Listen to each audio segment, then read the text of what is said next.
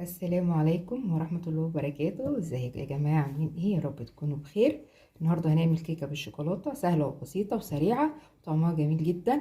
هنمشي مع بعض على الخطوات والمقادير، هتطلع معاكم جميلة جدا. هنعمل دلوقتي مع بعض. هنشوف المقادير. معايا كوباية لبن، معايا كوباية زيت، كوباية الا ربع سكر، ومعلقتين كاكاو. اللي عاوز يزود في السكر يزود براحته، يخليها كوباية بس. احنا ما بنحبش الحاجة تبقى مسكرة قوي، فانا بدل الكوباية سكر مخليها كوباية الا ربع سكر، ومعلقتين اتنين بس كاكاو، معلقتين من الكبار اللي هم بتوع الرز. خلاص، هنشوف بقى المقادير اللي بعد كده، دقيق والبيض والكلام ده بعد ما نخلص من حاجة حاجة، لان دولت انا هحطهم في الخلاط يتضربوا مع بعض. هحط السكر والزيت واللبن والكاكاو، هضربهم في الخلاط مع بعض. فانا طبعا انا هشتغل بمضرب البيض علشان خاطر انا برضو هحتاجه تاني، فهشتغل كله اول عن اخر بمضرب البيض. خلاص، هحطهم كلهم على بعض وهضربهم، وهنرجع مع بعض هنشوف هنعمل ايه. بصوا يا جماعة، انا دلوقتي ضربت الكاكاو مع اللبن مع السكر مع الزيت، وحشت كوباية من الخليط اللي انا ضربته مع بعض. حشت كوباية ديت انا هحطها على جنب، في الاخر هقول لكم هنعمل بيها ايه. واللي هنا دوت هنحط عليه كوباية دقيق، وهنحط عليه البيض. بس انا هنقل دوت في حاجة تانية علشان خاطر اعرف اوريكم هنعمل الخطوات ديت ازاي. خليكم معايا. بصوا بقى يا بنات، انا فضيت الخليط اللي كان هنا، انا حطيته في حاجة تانية. خلاص، ولو انت عاوزة تفضي تحط البيض على الخليط على طول مفيش اي مشكلة، بس انا برضو يعني خليني في الامان، هحط البيض الاول وبعد كده ابقى احط الخليط. بسم الله الرحمن الرحيم. هنكسر كده البيض، بيضتين اتنين بس.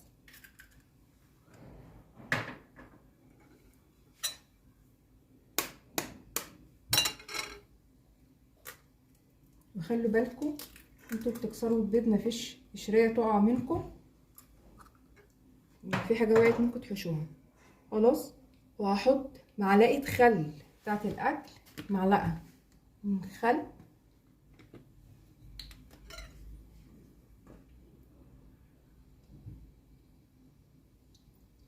مش لازم يعني تكون مليانه قوي. خلاص كده، وهحط الفانيليا، كيسين فانيليا،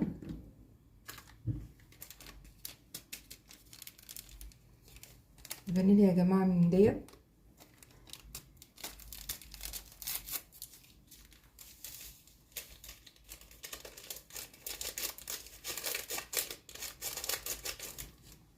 وهضربهم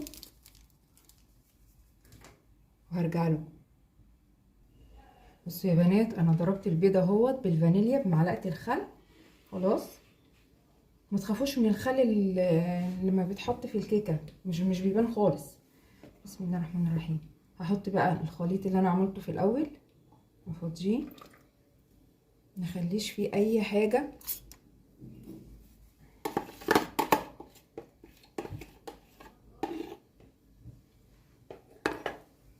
وهحط عليه الدقيق، كوبايه دقيق واحده بس، هي كوبايه دقيق واحده بس هحطها على الخليط ده.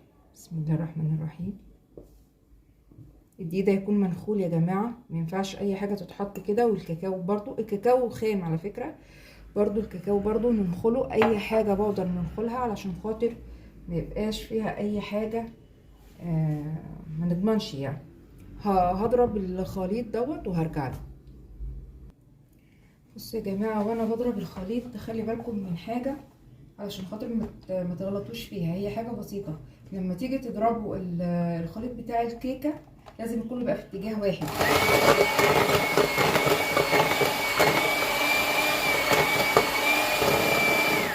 ما افضلش رايحه جايه او عكس، لا هو كله في اتجاه واحد. خلاص كده، انا ضربت الخليط اهو. هحط كيس الكيك شيف،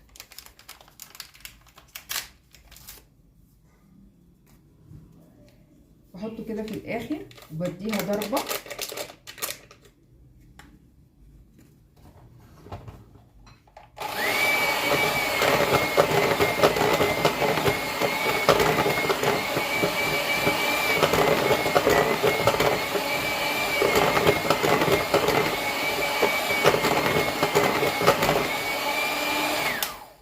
خلاص كده انا خلصت. طبعا انا عندي صينيه مدهونه زيت والفرن مشغلاه من قبل ما ابدا في اي حاجه خالص، مشغله الفرن على نار وسط عشان خاطر الفرن يبقى سخن معايا.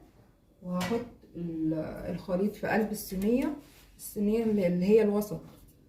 تمام، هحط فيها الخليط وهحطه في الفرن.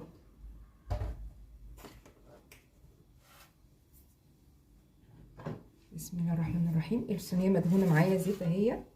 بسم الله الرحمن الرحيم.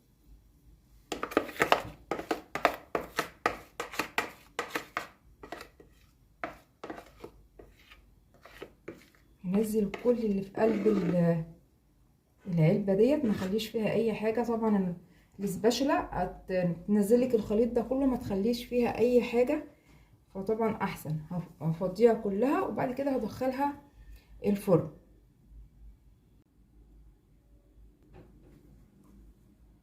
اهي يا بنات الكيكه طلعت، والكوبايه اللي احنا كنا حايشينها على جنب اللي قلت لكم هنخليها على جنب دي هحطها على وشها. طبعا الكيكه لسه طالعه، لسه ما كملتش يعني دقيقه. طبعا بنختبر الكيكه قبل ما نطلعها، بنحط السكينه كده فيها او خله نعملها كده، بتطلع نضيفه يبقى خلاص كده الكيكه استوت. دلوقتي هحط الصوص بتاع الشوكولاته دوت على الوش. عايزه اقول لكم على حاجه، لو انتوا عايزينها اعلى من كده هتحطوها في صينيه اصغر، يعني في اصغر صينيه او قالب يكون صغير لو انتوا عاوزينها اعلى. لكن مش عاوزينها تكون عاليه قوي خلاص بتحطوها في الصينيه الوسط. بسم الله الرحمن الرحيم. هحط كده الوش على الوش كله.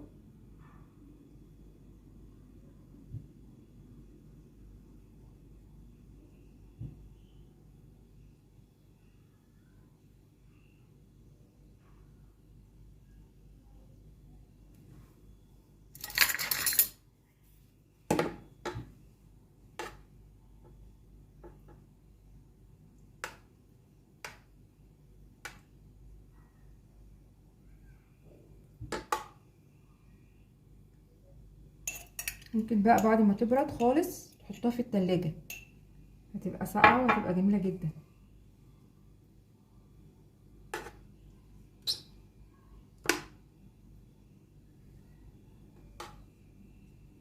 كده هنكون خلصنا الكيكة. هي هتهدى شوية وبعد كده هروح مقطعاها خلاص.